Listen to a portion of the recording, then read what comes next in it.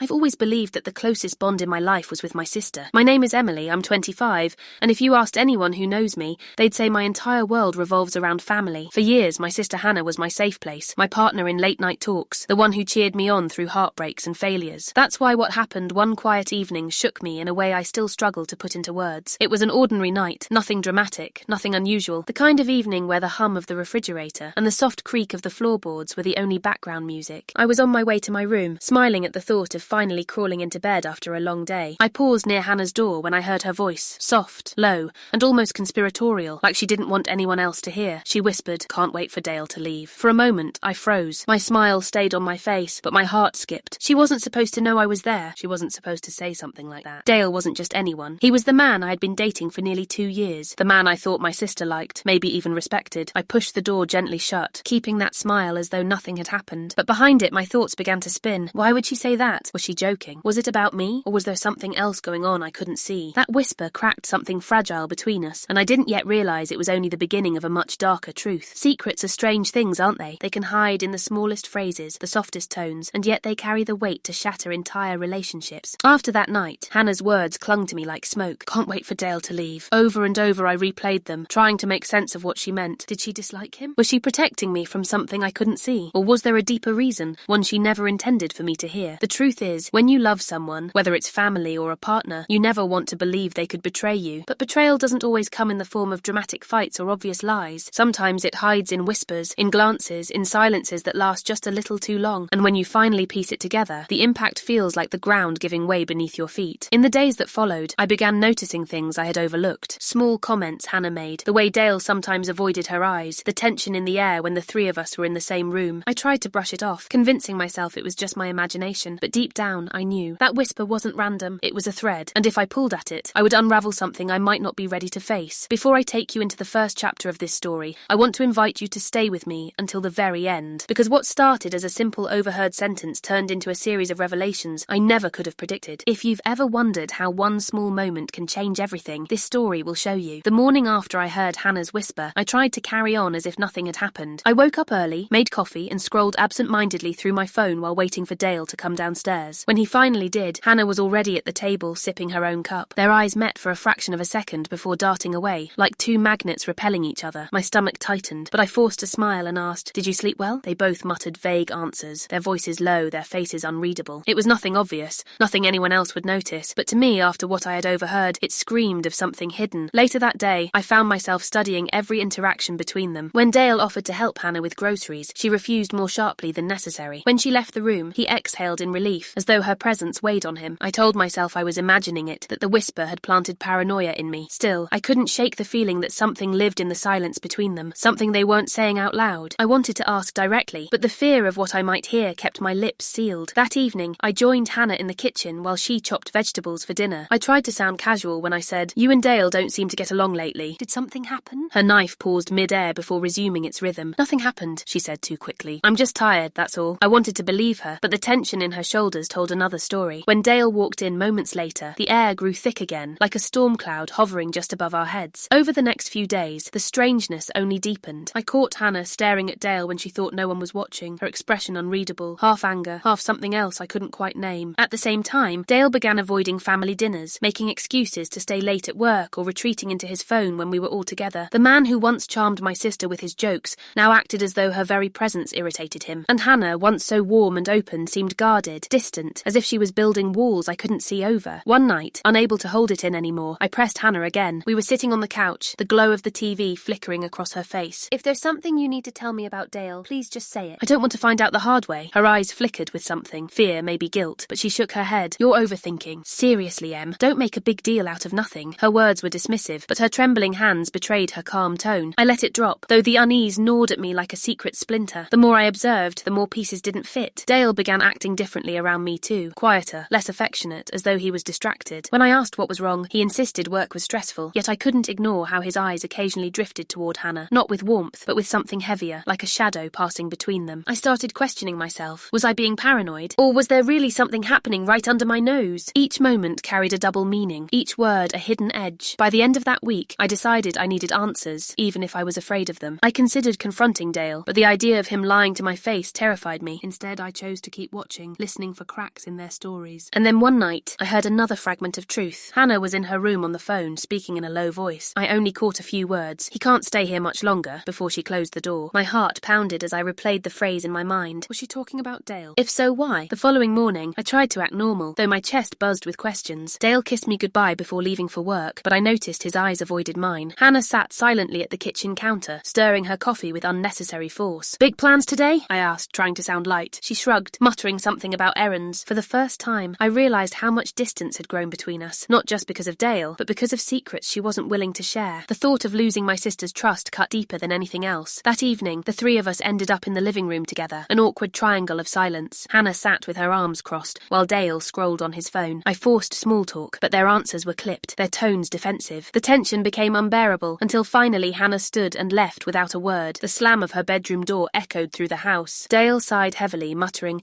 "She's impossible," before retreating to his own corner of the house. I sat frozen, realizing that the gap between them was no longer subtle. It was a chasm widening by the day. As I lay in bed that night, staring at the ceiling, the whisper replayed again in my mind. "Can't wait for Dale to leave." At first I thought it was annoyance, but now, with every strange glance and every tense silence, I wondered if it was more than that. What if Hannah knew something about Dale that I didn't? What if her whisper was not about disliking him, but about protecting me? The thought lingered, heavy and unsettling, and I knew I couldn't ignore it much longer. Something was hiding in the shadows of my own home, and soon I would have to face it. The weekend arrived, and with it, an uneasy silence that settled over the house. Dale suggested we go out for brunch, but Hannah quickly declined, claiming she had errands. I offered to stay behind with her, but she waved me off, insisting she preferred being alone. Dale seemed oddly relieved, as though having Hannah out of the picture made the day easier for him. As we drove to the cafe, I couldn't stop replaying their interaction, wondering why both of them seemed desperate to avoid each other. The absence of my sister at the table felt like a deliberate wall between us. Over omelettes and coffee, I tried to ask Dale gently, "Did something happen between you and Hannah? You've both been tense lately." His fork froze mid-air for a second before he forced a laugh. "Tense? Nah, she's just moody. You know how sisters can be." The way he avoided my eyes made my stomach twist. He wanted me to believe it was nothing, but his unease gave him away. I pressed further, but he dismissed the topic, steering the conversation toward work. I let it drop, but my doubts only grew sharper. If it was truly nothing, why was he so quick to shut me down? Later that afternoon, I returned home earlier than expected, and found Hannah in the living room, flipping through her phone. She looked startled to see me walk in. "Back already?" she asked, her voice tight. I nodded and sat beside her, trying to read her expression. "I asked Dale about you two," I admitted. Her jaw clenched and she locked her phone. "You shouldn't have done that," she whispered. The words carried more weight than she probably intended. It was as if I had crossed an invisible line,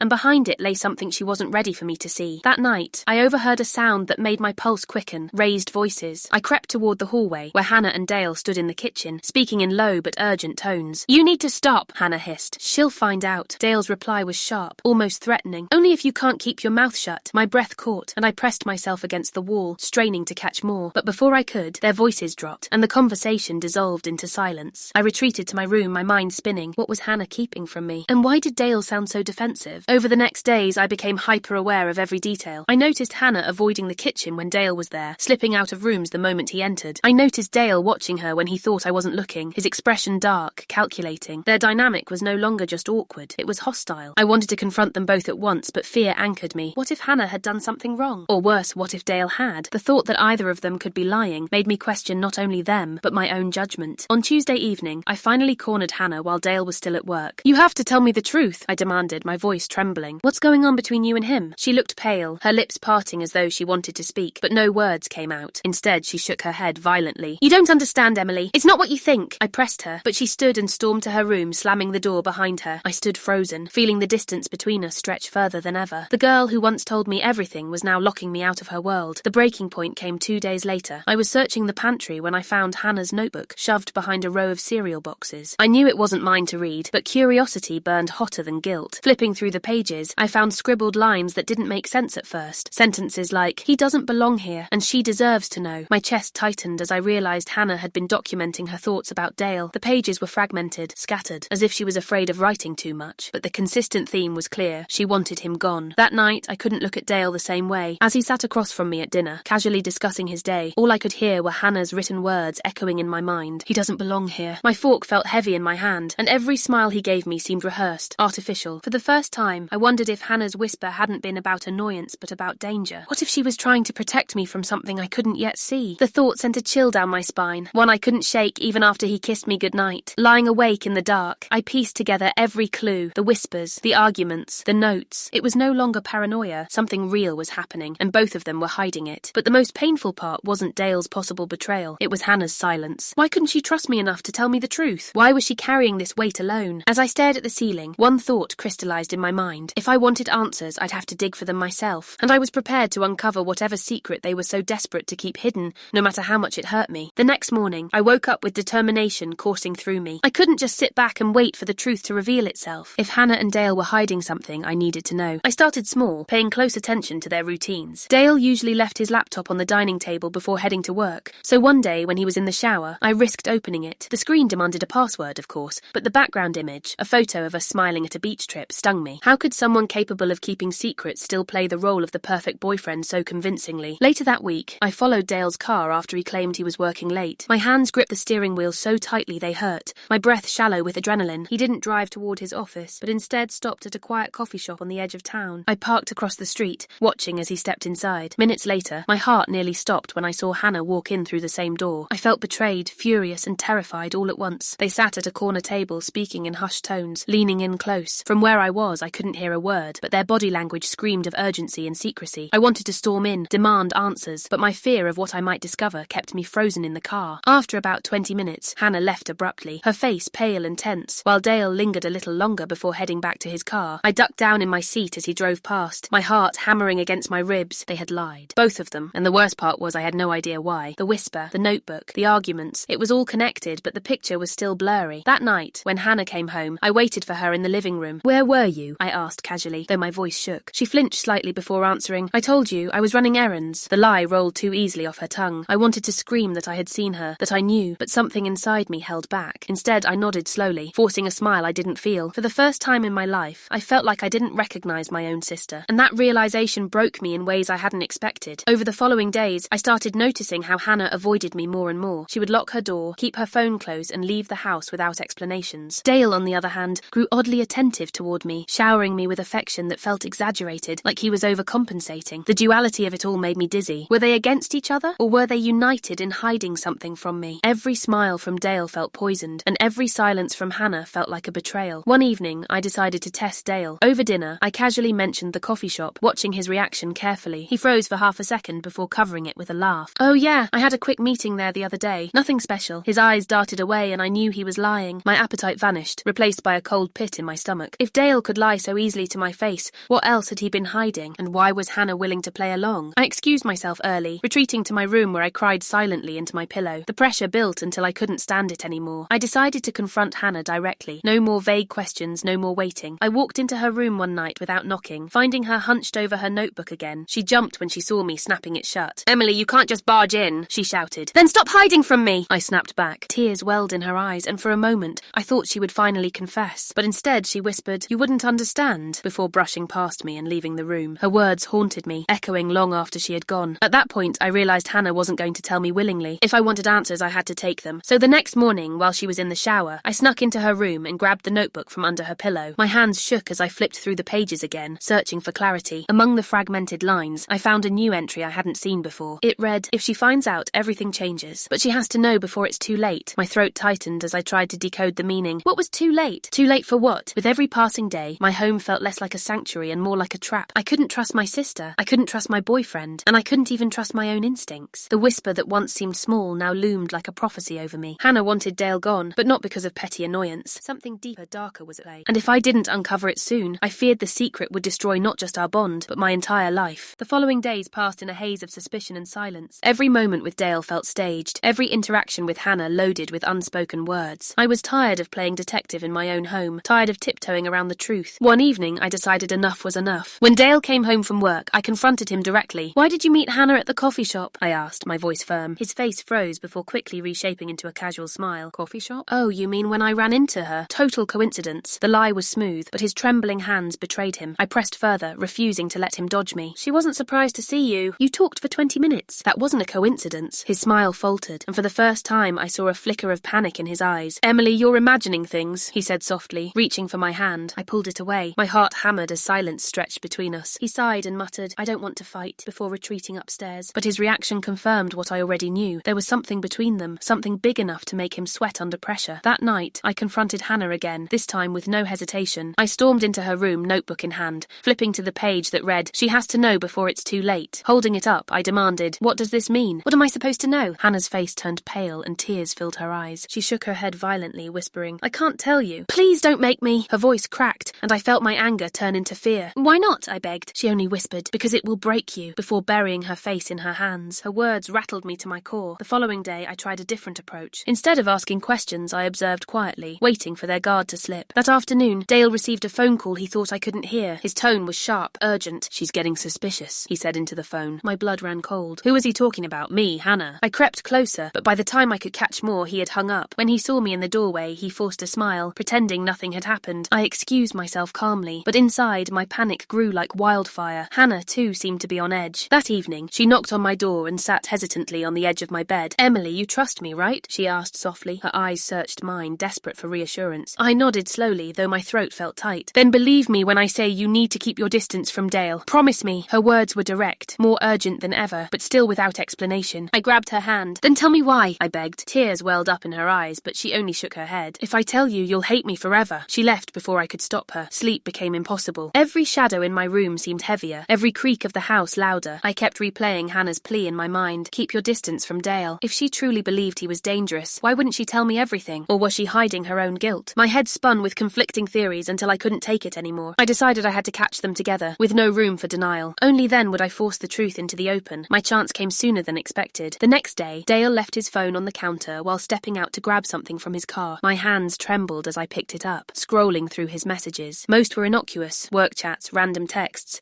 But then I found a thread with no name, only a number. The latest message read, "She's starting to put the pieces together. We need to decide what to do." My stomach dropped. This wasn't just about secrets or family tension. There was a plan, something deliberate, and I was at the center of it. I dropped the phone just as Dale walked back in, forcing a smile to cover my panic. That evening, I tried to act normal, but every word from Dale felt laced with menace. He cooked dinner, cracked jokes, and asked about my day, but I couldn't shake the image of that message from my mind. When Hannah walked in, her eyes flicked toward me, then to Dale, as if silently asking what I knew. I realized then that they weren't enemies. They were connected in some twisted way, and whatever they were hiding, it was reaching its breaking point. As I lay awake that night, the pieces began forming a chilling picture. Hannah's whispers, the arguments, the secret meetings, the notebook entries, Dale's cryptic phone call. Everything pointed to one truth. They were hiding something about me. Not about each other. Not about their relationship, but about me. My heart pounded as the thought lodged itself deeper into my mind. And as terrifying as it was, I knew the time for waiting had passed. If I wanted to survive whatever this was, I had to uncover the truth myself, no matter the cost. Morning broke with a thin, clinical light that made everything look too honest. I sat at the edge of my bed, replaying the text I'd read on Dale's phone, and the sentence in Hannah's notebook like a grim duet. I couldn't keep circling questions anymore. I needed proof. On Hannah's dresser, I remembered, there had been a business card wedged beneath a candle, half burned and forgotten. I slipped into her room while she was out, lifted the candle, and saw it again. The name of a private investigator printed in stark letters, the corner smudged with ink like a secret. When I dialed, my hands were ice. The man answered briskly, but when I said my name, his voice softened, as if he'd been waiting for me. He asked if Hannah had told me anything. I said no, and he sighed, pausing long enough for my heartbeat to stumble. Then he spoke with the precision of a surgeon. Dale wasn't Dale. He had used 2 last names in the past 5 years, had a sealed misdemeanor for identity fraud, and an active civil complaint from a previous girlfriend over financial coercion. The words landed like glass. I asked for proof. He offered to email documents Hannah had already authorized. I opened the files with shaking fingers. There he was, Dale, standing in 2 DMV photos, the same eyes under different names. There were screenshots of messages, bank transfers that didn't match his salary, and a blurry photo of him outside a different woman's townhouse last winter. The investigator's note highlighted a pattern: immersion, isolation, leverage. I felt the floor tilt. The message thread I'd seen on his phone flickered back. We need to decide what to do. Decide whether to drain me further, or to disappear. Suddenly, Hannah's sentence, "Can't wait for Dale to leave," sounded like a life raft. By the time Hannah returned, I was on the couch, the laptop open like a wound. She stopped in the doorway, reading my face before the screen. Her shoulders slumped. No denial, no scramble, just relief, raw and shaking. "I hired him 3 months ago," she said. "After the first time your card declined for no reason, and you insisted it was the bank." "It wasn't the bank, Em." She sat beside me, close enough that our knees touched. "I tried to keep you safe while gathering proof, but you kept getting pulled deeper. I wanted him gone before you had to break." Anger burst hot and bright, not at her, but at the architecture of the lie. "Why didn't you tell me?" I asked, though I already knew. She exhaled. "Because you loved him, and because he watches for signs. If you flinched, he'd bolt without consequence, and you'd spend years wondering if we invented a monster. I needed him cornered by facts. I needed you to see." The hurt in her eyes dulled my fury. Love, I realized, is sometimes the bruise you accept to protect someone else. Still, I wanted my voice steady when I said, "Then we end it tonight." We made a plan that felt like stitching a torn seam in the dark. I gathered the documents into a single folder, printed what mattered most,